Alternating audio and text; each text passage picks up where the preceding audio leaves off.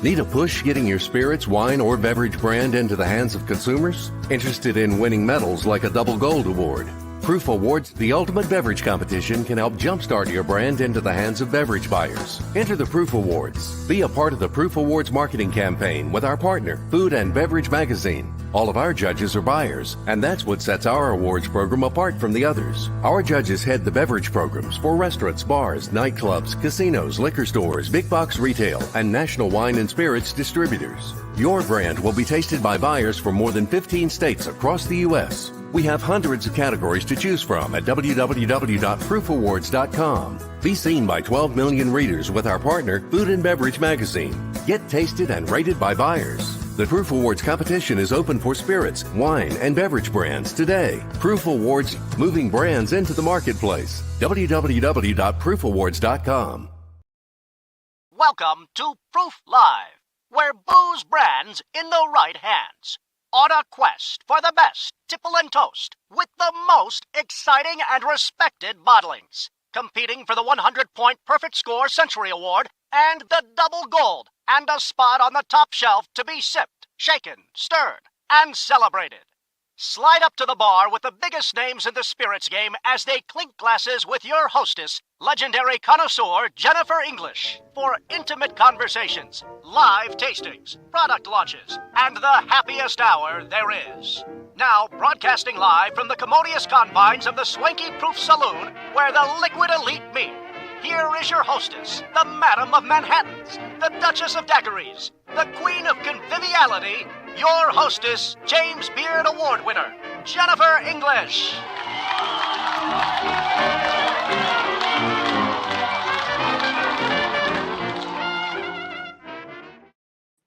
Well, ahoy! I'm Jennifer English, and I am the editor-at-large of Proof Magazine and one of the judges at the Proof Awards. But really proudly, I am also the host of the Proof Live Show. And we get to introduce you to some of the extraordinary people in the world of spirits and hospitality. I want to point out something for our guest today. This is the award-winning craft spirit list of awards that have been won by Cape Fear Distillery. And as you can see throughout this entire assemblage are multiple gold awards from the Proof Awards. What happens at the Proof Awards is that the best of the best are discovered by those who really are not only discerning, but know what their guests and customers want because they're the buyers. So this is really special for me because we discovered, or I personally discovered, Cape Fear Distillery through the Proof Awards. And of course, it's become one of my favorites, from the charming charms atop the bottles. And I don't know if we've got artwork, but I can show you that each of these, and don't I love that the fish hook looks like it's the letter J. As soon as this is done, it's going to be worn around my neck for sure. But I say this with a great deal of joy in my heart because I grew up on boats.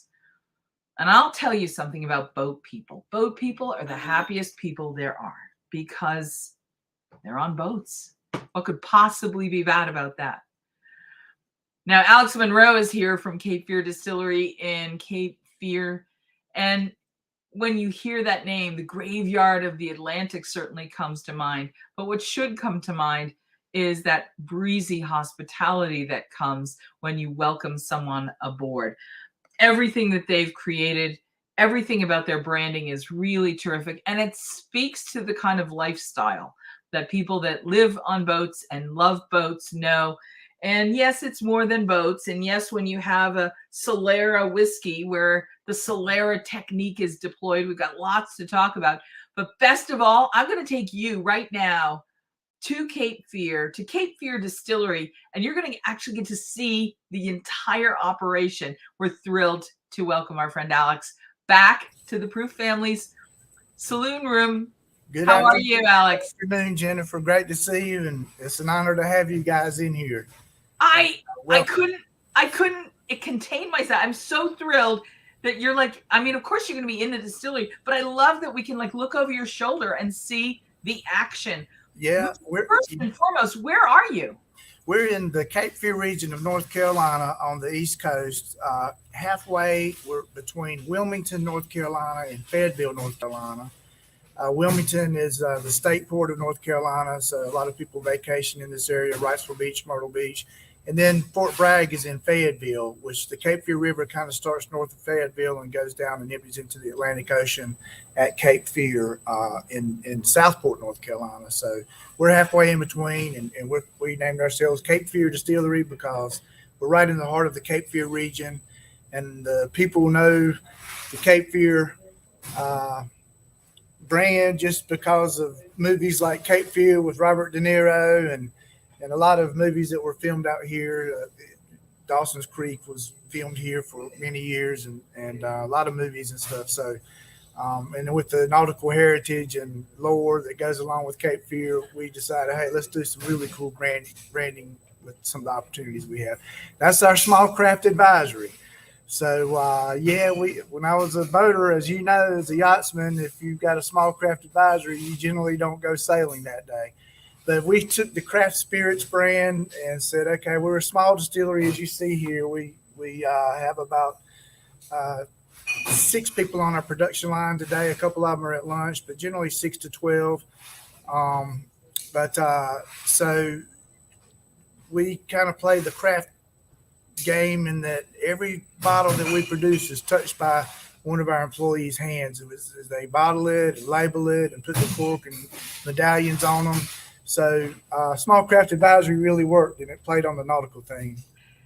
Where are you physically right now? What's the building you're in? Because I see to what would be to your right, it looks like there's actual distilling operations. There's warehousing. We see the barrels up on Okay, so the rack. barrels would be, these are some of our barrels. We've got several warehouses. This particular room here is where we do a lot of the storing and a lot of the Solera process of the whiskeys. And these are bourbons that go from 2-year-old to 5 years old here. And of course, what we have is a small bottling line. If I maybe move out of the way, you can kind of see that a little bit. But we're literally handcrafted.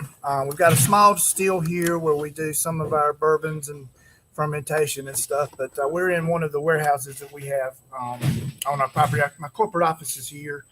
And like you said, I've got a propeller running around my head. But I love it. Hey, let's go back over to those barrels and let's talk about Solera. Sure.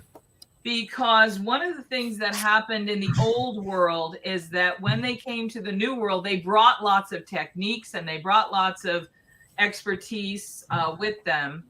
And of course, Solera is a very interesting word for people who are in the spirits world because it describes a very specific technical process that is actually more art than science. That's correct. It's the blender's art. Can you talk, because your whiskey, the Solera whiskey, and this, you sent us the 2015 to taste, which we'll taste in a minute. But before we taste it, let's talk about Solera as a concept. Okay. And the fact that those barrels are positioned the way that they are in this situation really gives us a great demonstration of what you're going to talk about, because we can visualize it now. So you'll see a lot of olive oils have been done. You're right. It was brought over from the old world to the new world. Solera is a Spanish word for ground. Okay, so in our bottling process, we only bottle from the ground barrel.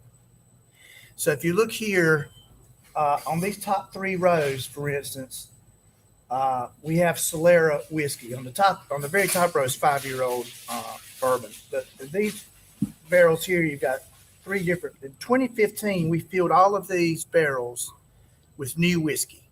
Okay. In 2016 and 2014, we filled them with new whiskey. In 2015, we took half of the contents from the Solera ground barrel and bottled it. Then half the contents of the middle barrel into the bottom barrel, half the contents of the top barrel into the middle barrel, and put new whiskey into the top barrel. So it's a cascade aging process that when you bottle it, it comes from the Solera barrel, which is the ground barrel. So what it creates over time is a blend of whiskey that it goes from, well, our oldest whiskey in there now is 2014, and our newest is 2022. So Wow. it's been an 8-year process, and it produces some very, very fine. It's a very expensive, time-consuming, and tedious process to do. But we're a small craft, and we were saying, okay, well, how are we going to set ourselves apart in the marketplace? And this was kind of a good way to do it. So, well, now when you say small craft, you and I, as boating lovers, right. We automatically think of something other than the big commercial vessels. But in the world of spirits, it's very hands-on micro distilling. That we're micro distillery, yeah. And so what's really interesting is the double entendre of the small craft notion. Yeah. But there's really something very similar about the experiences of being very hands-on, whether it's on a small boat or whether it's in a micro distillery. Can you talk a little bit about the essence of the spirit of the Cape Fear Distillery and what your mission really is? Yes, ma'am. I think a wise mentor of mine once told me, and he'd been a winemaker for many years, and he said that one of the best ways, he said, Alex, after 35 years, I've learned that one of the best ways of judging a wine is looking at the label, because the label is indicative generally of the culture of the people producing the wine. So if you have bright, lively labels, it's probably going to be a bright, lively wine, and it's going to be, you will have a bright, lively crew of work there, right? So we actually call our distillery, we've got flags out front, and we call this the ship. And we kind of say like we're in the galley here cooking and stuff. So I think that the value as a small craft or micro distiller, we don't take shortcuts. For instance, we use only the hearts of the production run. We don't use we take our heads and tails of our production run and make lighter fluid out of it, right? And sell it in our gift shop. But we just use the hearts of the run, which is the ethanol, the pure ethanol. I think we can take more time. We do all of our products are single barrel, so we're not moving them around different places, and all of the whiskeys are these are my babies. These are our babies. You know, we come in and talk to them every morning, and our crew, you know, really treats this like a ship. I mean, you guys are mopping all the time. We call them you got to go swab the deck over there. But anyway, the culture that I think we've tried to create here with our brands and our employees is happy, fun, laid back, you know, good, let's go grab a drink and go sailing, or, you know, that type of thing. So I think that love of the product and the company and our employees' love of the product, man, you'll get our labels and they're on there straight. There's no bubbles in them. You know, I'm just saying the small things we can do that really make our product stand out. And, you know, as a craft brand, we've got to have that, right? So we've got cool little things like full tide, half tide, heart of ground on the label. Heart of ground. That was a tough. Isn't that cool? And then on the back, you'll have ships in the bottles that you can see through the back of the brands and stuff. Another thing that we've done is a buddy of mine in North Carolina, of course, bill fishing and offshore fishing is you know, part of the culture here all the way to Florida, really, and even where you're from. So a guy named the Big Rock Marlin Tournament is one of the biggest marlin tournaments on the East Coast every year. And a guy named Steve Gullion he's kind of like Guy Harvey, not as prolific as Guy Harvey. He's not as branded on pencils and pens and stuff. He's a little bit more. He did our game fish vodka, right? So you'll see these beautiful marlin, a tuna, and a red drum on the front of it. So it appeals to a lot of the fishermen around here, you know, the name itself. I worked with the Wolf, Lee Wolf family, and Lee Wolf was an avid writer from, I think in Connecticut, in your area. And he wrote a lot for offshore magazines. And he said a beautiful game or a good game fish is too valuable to be caught only once. And he really spawned the catch and release movement of bill fishing and fishing in the United States through his writings. So I contacted his wife, his widow, and his son, and told him what I was doing, and I'd like to kind of capture his thoughts on the back of my label. And so they granted me the permission to use that trademark, and so that's kind of cool too. There's a lot of really cool things about what you're doing, but let's start by talking about, you have a whiskey and you have a bourbon. Now, yes, bourbon is a whiskey, but not all whiskey's bourbon. Bourbon has some codification. It's got some rules it's got to follow. Can you talk a little bit, because we're going to taste the Solera, because we're talking about the Solera system. But briefly, when you decide to get into whiskey, it's a multi-year journey. Well, bourbon specifically, so bourbon, you have to put it in new oak barrels. Some people think they have to be American oak or different things, but just new oak barrels that have been charred on the inside. So they literally, the cooperage that makes our barrels literally runs them through a little fire and then smoke them. And you have different grades of char, from like 1 to 5, 5 being more like a alligator char that's real burnt and it gives it more of a charcoal taste. We use a 3.25 char on our barrels, and which is kind of medium char. The thing that kind of makes our bourbon different, I said bourbon has to be put in a new oak barrel that's been charred on the inside for 2 years, really, to call it a straight bourbon for 2 to 4 years. And of course, you can age it longer than that, but you have to have an age statement. That's got to be said. If it's less than 4 years old, if it's 2 years old, it's got to say 2 years old on the label, 3 years old or 4 years old.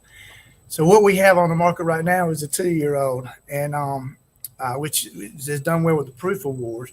I think the thing, again, we use the hearts of the distillation process, like I was telling you. So number one, we've got good alcohol going into it. Of course, your mash bill makes a difference. We use 65% corn, 20% barley, and 15% rye, which is a good mixture, we think. I think one of the things that helps us, we've got the cooperage up in Virginia, which is we'll literally run a production run of they call it white dog when whiskey comes off the still. And the date we'll order the barrels on a Monday, and they'll be here on Tuesday morning. Wow. And they're still warm. And wow. we introduce our white dog to the barrel right the day almost the baby's born. So you get 2 little kids going together immediately. So you really get a really rapid inflection of taste and everything in the liquid. And so we think that makes a difference. And so for 2 years, we keep it in a single barrel. We don't transfer barrel to barrel and do different things like that. So it stays aging in one barrel until we bottle it. We put it in at about 125 proof. So that's kind of the broad parameters of what, and bourbon has to be, of course, 51%. Right. But this Solera whiskey, it has beautiful corn on the label. Yep. I'm getting a hint. I look at the label because it will tell me everything. Cascade aged is a phrase that refers to the Solera. Yes, ma'am. And then it's got the beautiful image of the state of Carolina. Yep. So I'm going to imagine all kinds of things about the corn that's coming and shining through this. But then, of course, the beautiful color. Yeah, thank you. Tells me that there's something very special happening in the barrels. Yep. And the blenders and the distiller's art is on full display here. Yeah. And by the time it hits the glass, tell me about what's happening in the glass that earns you all these gold medals. Well, I think I can't take the credit myself. I think I decided to do the process, and God's work does the rest. I think that the barrels and the aging process do everything. We keep a certain type of climate here for it to age in. But I think that by the time you bottle it, I consider it, artwork. It's a beautiful product. It's taking a lot of different types of paint on the canvas to make, and it's very, very rare. You just don't see it in the whiskey market. Let's talk about the Solera whiskey. How many bottles do you produce of this? Where can people find it? Because they're going to be listening to us and saying, I want to try this. So I'm a boat person. I'm in Florida. I'm in Texas. I'm in California. I'm in the Pacific Northwest. I'm in New England. I want to try this because I'm a boat lover too. This is right up my alley. Where can I find this? So generally, we are we're a new distillery. We've been in this building for about a little over a year only. We're in North Carolina, South Carolina, Georgia, Florida, and parts of Nevada. Of course, with the proofs, that helped out a lot. Our website is capefeardistillery.com. They can call us or email info@capefeardistillery.com, and we can point them to the local distributors. Primarily, though, we're in the Southeast right now. But we're trying to grow, and that's why I'm working with the Proof Awards, and appreciate really everything that your team has done. I've been out and met Michelle Tell many times, and Michael and all the guys, and you've got the same energy, I think, that we have as trying to grow your brand, which you guys have done really, really great at. And anytime I have a new something, I'll give it to you guys because you do such a great job with your marketing and everything. So we're growing, so bear with us. We're trying to get more distributors and different placements in different states. So that's what we're trying to do. Before we let you go, I want to talk about Cape Fear Distillery Maritime Gin. Okay. I've studied gin. I've written about gin. I've talked to many gin distillers around the world. And in the last 10 years, gin has really blossomed into its new golden age. Yes. One of the ways that I describe the world of gin is that there are gin zones around the world. Okay. Where the gin really takes on the flavor of the place. The style of the gin takes on, because not only is it the botanicals, but it's everything about the place that goes into the bottling. So even if it's a London dry gin or if it's a maritime gin, it still has a taste of place. I agree with you 100%. And that's what makes gin so versatile, I think, because the different botanicals that you can add to it. So gin, by law has to be 50% juniper tasting. Of course, juniper is, we love it. But some people don't like gin because of the Christmas tree taste, they might say, or the pine tree taste. It might be overly pine tree. So we infuse our gin with some lavender and citrus. So it really cuts the pine taste and brings it into a little bit more of a neutral flavor for gin. And it allows it to pair well with other at bars and things like that. Of course, I drink our martinis all the time and love them, but sometimes we'll put Mountain Dew or different. Matter of fact, in our craft, if you go to capefeardistillery.com, you can see our small craft advisory that you have the magazine there, and it has different. We have a restaurant and bar here on site, and also cottages and accommodations. So yeah, in our restaurant and bar, we do experiment with different things. So you'll see we have all maritime themed drinks and stuff like that we concocted here on site. So that by having the restaurant and bar here and having people coming through all the time, we've got country music legend Tracy Lawrence coming out tomorrow. We sold out of tickets for him already. So we'll have about 2,000 people out here tomorrow trying our spirits and doing different things. So we've got a great test lab here for our stuff. So I think what we've created is really unique and full of love and passion. One of the things that I want to make sure we talk about is the flavor of this gin. Okay. When you say it's a maritime gin has one of those maritime traditions. Of course.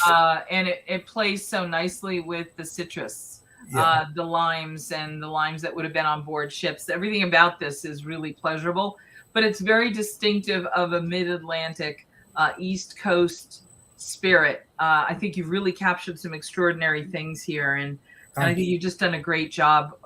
It's just really distinctive, and it's truly delicious. Thank you. We have the best job in the world around here, sampling and doing different things all the time. But we have a team of 5 of us that work on it. Generally, it takes us about 6 months to develop a recipe. And once we feel like we have it, frankly, we'll take a bottle home, and the rule is, okay, you can drink it in one night or 2 nights, but bring back the empty bottle. Don't mix it with anything. Bring it back on Monday morning, and let's compare notes and do these different things. So with our gin and with all of our products, I think the botanical mix that we have in the gin, it's a lot of thought put into it. And then once we decide as a team that we like it, because we have the restaurant here and we've got a big following, we'll do parties and we'll have tasting events and that type of thing. Then we'll find out what the public does, and we'll take different types of gin and disguise them. And okay, here's ours, and we have secret codes for which one's ours. We do private tastings and stuff like that. So it's fun. I've got the best job in the world, but to produce something that we think, like I said, it takes at least 6 months to put on the market. But by the time it gets through probably 200 or 300 people, I think we come up with good products. I want to talk about the fact that you are on the coast. You talk about fishing derbies, tournaments, fresh fish. The ocean is right there, quite literally. And not only is the spray impacting the give and take of the air that draws the angels' shares out of those barrels, we've got to talk about the fact that in Europe and other places around the world where traditions of curing have created these wonderful ways of keeping. And I want to find out, people know cured salmon, but with your spirits, the vodka and the gin in particular, and all the seafood you have, what kind of fish curing program do you have to come up with all kinds of versions of a house cured something that just jumped out of the ocean and into your boat? So, like, if you're referring to our menu, and you'll see some on the back page of the Small Craft Advisory, you'll see some menu items that our chefs here have created. Like, we do a really nice salmon paired with our gin, and we do a pair that's paired with our rum and pork chops with bourbon and bourbon sears, stuff like that. So all of the things we have on our menu here from the land, from the sea, and from the still. So not everybody wants to have, bourbon infused ribeye, but we think it's really, really good. So the fish that we use here locally, I used to be a charter boat captain. That's how I put myself through college. I chartered boats with my brother. We would fish for king mackerel and salmon and snapper. We would always bring them home and enjoy them. And back then I had no idea I'd eventually be pairing them with different spirits and stuff. But my brother has a restaurant also, and he and I have been together many times and figured out what we think are good recipes that pair well with my spirit. So some of them are in the book there. Well, Captain Alex Monroe, yes. I raise my glass and I ask, what is the house toast at Cape Fear Distillery? What would the house toast be? Huh? Yeah, fill yourselves with spirits. It's on our label. With spirits. Fill yourselves with spirit. I'm going to point out that you have full sails on the cover of your. That's the SS. That's the SS Happy Hour. I love that. Yeah. Well, I raise my glass to you and say, may your journeys be smooth sailing, and may you have beautiful fair winds, and may they always be at your back. From your stern. That means so much to me, and thank you. It's an honor to meet you and to be on your program. If anyone's ever in the Cape Fear region, CapeFearDistillery.com. We've got Cape Fear Winery here, beautiful cottages, event center, restaurant, spa, gift shop, gallery. So beautiful spot. Come see us. Thank you so much, sir. You're welcome. Cheers. How did you meet these fantastic men? Ian, Paul, it's so lovely to have you here with us. Welcome. And I raise my glass to welcome you. We have the Vice President of Marketing from Zing Zang, the company who makes the best, not only mixers, but now ready-to-drink cocktails.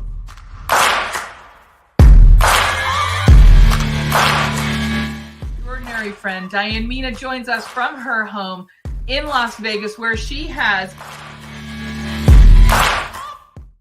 Whether you are thinking about becoming a restaurateur or you are already in the business, Michael Politz has written a must-read, The Food and Beverage Magazine's Guide to Restaurant Success. Pick up your copy today at Barnes & Noble Amazon, Books A Million, or wherever fine books are sold.